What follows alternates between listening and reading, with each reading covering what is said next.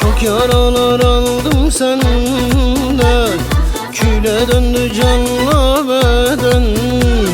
Sonunda kurtuldum senden. Bir daha mı? Senle. Tövbe. Allah yazdıysa olsun, amin amin. Allah yazdıysa olsun, amin. Seninle konuşmayı, tesadüfen karşılaşmayı, bir daha yakınlaşmayı Allah yazdıysa olsun, amin amin. Allah yazdıysa olsun, amin amin. Allah yazdıysa olsun, Allah yazdıysa olsun, amin.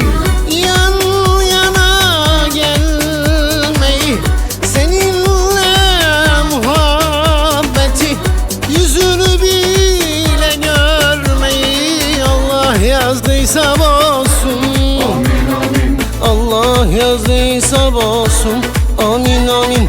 Allah yazdıysa olsun, Allah yazdıysa olsun, amin.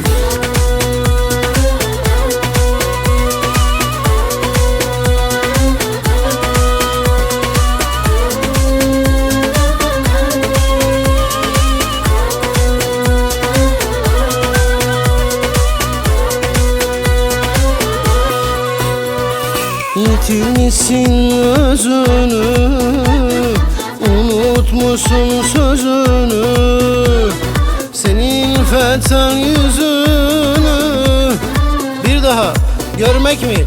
Tövbe.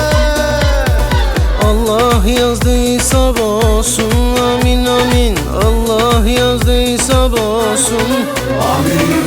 Seninle konuşmayı, tesadüfen karşılaşmayı, bir daha yakınlaşmayı Allah yazdıysa olsun, amin amin. Allah yazdıysa olsun, Allah yazdıysa olsun, Allah yazdıysa olsun, amin.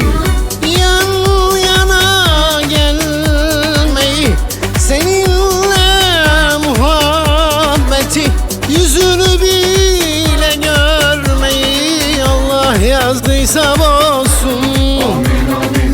Allah yazdıysa olsun, amin amin. Allah yazdıysa olsun, Allah yazdıysa olsun, amin.